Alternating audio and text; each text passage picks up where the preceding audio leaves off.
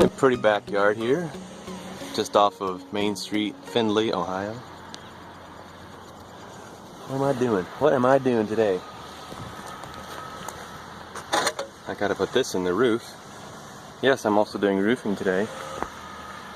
And so this will be set in the roof. I gotta put the shingles around it. I gotta cut them up. Here's my hole where I poked through from underneath, so I know where I was going. And yeah, I actually used to do roofing. I grew up doing that with my dad. Come a full circle now. Do the plumbing and the roofing. Just a small patch, just a little hole through the roof and a little patch. So I know my hole needs to be right here. Alright, you get a little picture, you get a picture in your mind about where you want it to go and how many rows of shingles above it you need to be.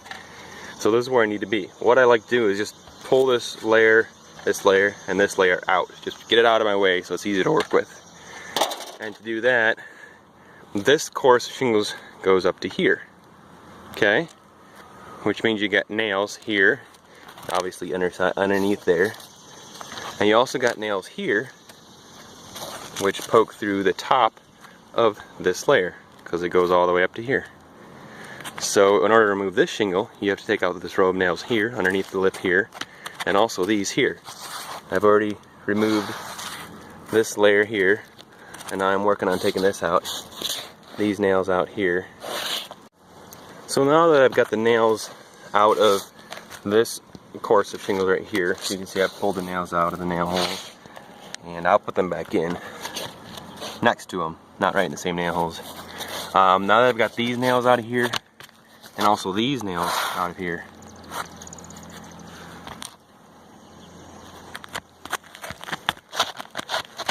oh, I missed one. Yeah, it's up there. I see it. There we go. So I pulled this course of shingles out right here. Now that I've got that piece of shingle out there right now, this exposes these nails. Makes it super easy to pull these nails out, take this course off, and then take this piece right here off. That way I can get to bare wood and drill my hole. Make it super easy once I start this process here. Makes the rest of the process just a cakewalk, basically. Okay, I've actually just peeled a couple of these layers of shingles back and exposed it to drill my hole. I've started to drill my hole, and this is a 4.5-inch hole saw, which will give me plenty of room if I need to level the vent stack coming up through. Not too steep. These are interesting. These Vismo safety shoes I've been talking about before, they actually have quite a soft, flexible sole that grip the shingles really good and conform to the surface and hold on pretty good, pretty good. Alright, let's go to town.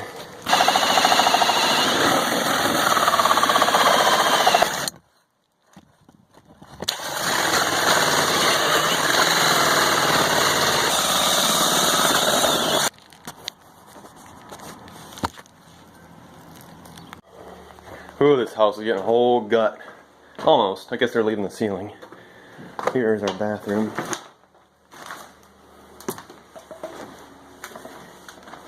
Here's the underside of the hole. Our 1.5 by 3 reducer. We need 3-inch through the roof in case of ice in the winter. It won't plug a 3-inch pipe, but it will plug an 1.5-inch pipe potentially. Alright, so check it out. This is how I put my flashing on a previous roof here. And actually, this is how I do it on a new one anyways. To preserve the aesthetic appeal of this, I mean, you might not be able to see much from the ground, but I like doing it like this anyways. You can actually bring this flashing underneath this layer of shingles here, because it is shedding water on this course down here, no problem. And to prevent, because you got these shingles here and you got water coming around the top and down the side, and to prevent the rainwater from spreading out over here and getting underneath the shingle right here, always apply a bead of roof sealant on both sides here. Do that to both sides. Then get these shingles trimmed around. Actually, what I'm going to do right now is trim these shingles around here using an old worn out pair of tin snips. They work amazingly well to make circles, to cut odd angles in circles like that. So Once I'm done with that and that lays flat and nice, then we will apply a bead of caulking and nail these down, and we'll be good with the rest of the shingles. Okay, so check it out. Snips, curve around the boot, beautiful. Leave some gap, leave some gap. You want the water to be able to shed around here nice and properly without building up around the back side of this if it's really tight up against this boot piece, this piece here that stubs up. So leave yourself a nice gap. I'm going to apply the sealant along the entire length of each side, button it back up. We'll be good to go. Keep in mind, you do have to pay very close attention where the seam splits underneath this pipe boot. If this seam, got a seam right here if you can see that, if that seam was between these two lines of caulk that I'll be putting, if that seam was underneath here, I would need to overlap the seam to get it down past here. Since we are over here on the other side of this line of caulk, there will be no problem with shedding water properly. So just keep in mind, if there is a seam right here in the middle, you will need to put like a piece of shingles or some aluminum flashing underneath here and on top of the shingles, and that'll take care of that problem. Sealant is applied. Got a nice bead of sealant all the way up here, so that way when the water is rushing down from the top side and trying to make its way around, it is stopped by the bead of silicone, sealed up on the bottom side of the shingles, and it just simply sheds down here and on its merry way. And of course the Milwaukee M12 caulking gun make things exceptionally easy. Alright, time for this left side, and then button it up and I'll show you the finished product. So just a couple final steps, and that is because I ripped these shingles apart from this layer from that layer, there was a tar strip holding them together. And see how I can't peel this up? There's a tar strip on the underside of this shingle adhered to the top side of this shingle. And because I broke that seal and I need to redo that, I applied a few beads of roof caulking right underneath the tabs, so that it will prevent wind lift and, you know, keep them sealed down properly. Make sure to do that, that's pretty important. The last step for me, because I'm doing a pressure test at this location, is to cap it. And then once our inspections are completed, I'll come up here and cut that off.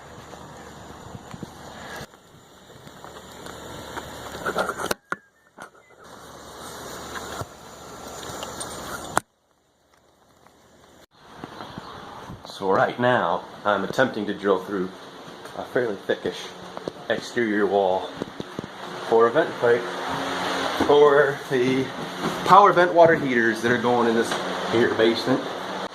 Yeah, so here we are. We got the holes drilled here in the joists here, so I got to bring my pipe out. I'm trying to get through there, clear back in there. I actually just now poked through, so I'm going to take my good old Milwaukee whole hog drill that I just now got, just a couple days ago got, coupled with whole hogs. You know, I don't like self-feeding bits of this size. These work phenomenal. 10 times better than self-feeding bits of that size. We're gonna go outside and bust a hole. I put pressure on the drain system, on all the PVC drain systems, but unfortunately up here where the homeowner had actually done some of this piping himself, just join onto it, but unfortunately we got leakage.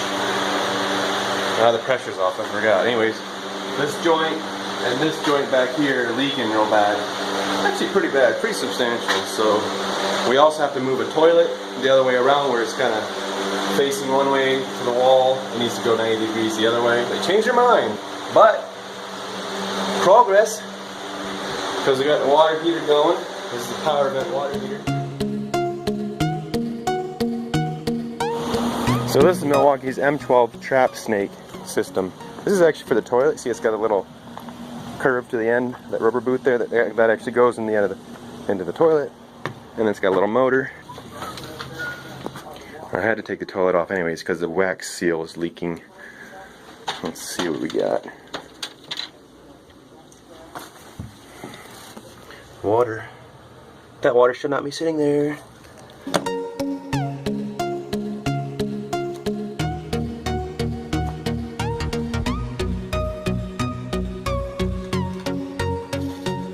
Okay.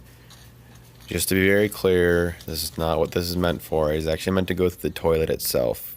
Since I had it pulled, since I had the trap snake, I thought I'd give it a try.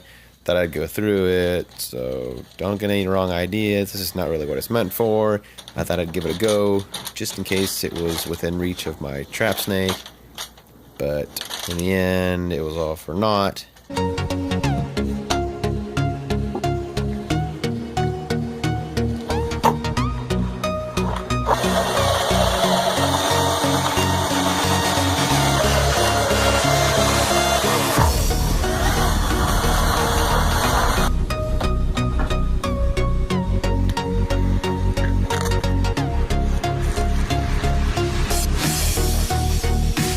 Well, since I don't carry the big machine with me, I am going back to our office right now to get my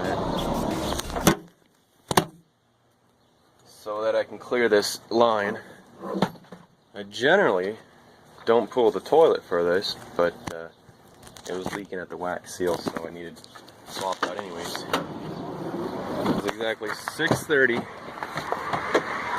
Friday night, of course. So yeah, I gotta drive to get it, and then I'll drive back. Hopefully I can whip this thing.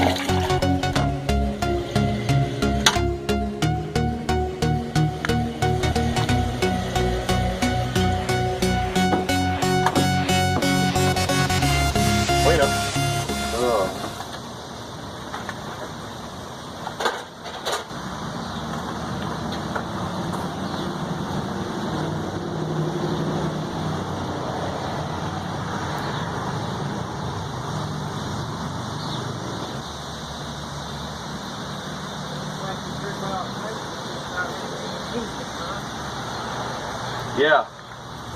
Except I can't carry that big machine around with me all the time. So I was in Finley. Yeah. If I was back near our place, I would have grabbed it on my way here, but I was just on Elm Street. Yeah. Lay it down before I got the green anytime soon. Yeah, the thing is with that old cast iron, that's probably clay. Okay. Yep, it's almost always clay. It's almost always transitions to clay underneath the cement floor. Yeah. So I think what you see, that might actually be all there is of cast iron.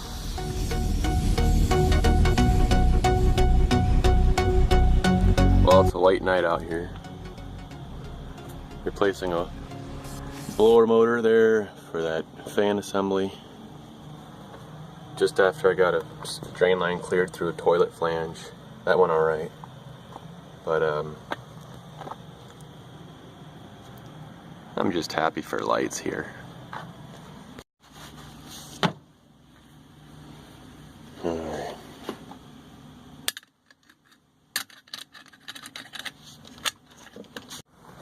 Of course, this new motor have to have these studs sticking out too far and they hit the blower wheel. Yep. Gotta modify the new stuff even. Come on. So what a perfect time to keep using this rigid diamond coated metal cutting blade on my Milwaukee Fuel angle grinder.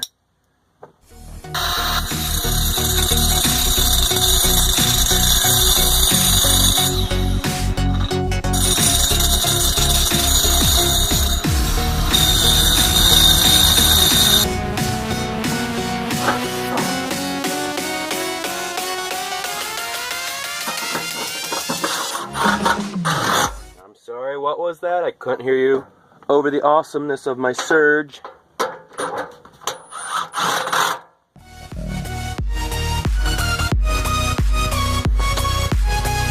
So here's what I like to do when I get a new blower motor installed and before I even get it in to the furnace. So I've got electricity out here in my truck. I can just plug it in,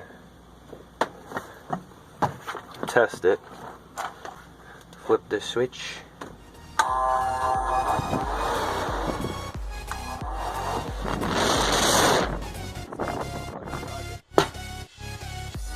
Sweet.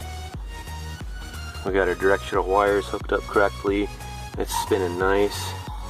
Spinning really nice. Don't take any effort to move it. You know it's good when it takes very little effort to move by hand. Let's get this thing installed.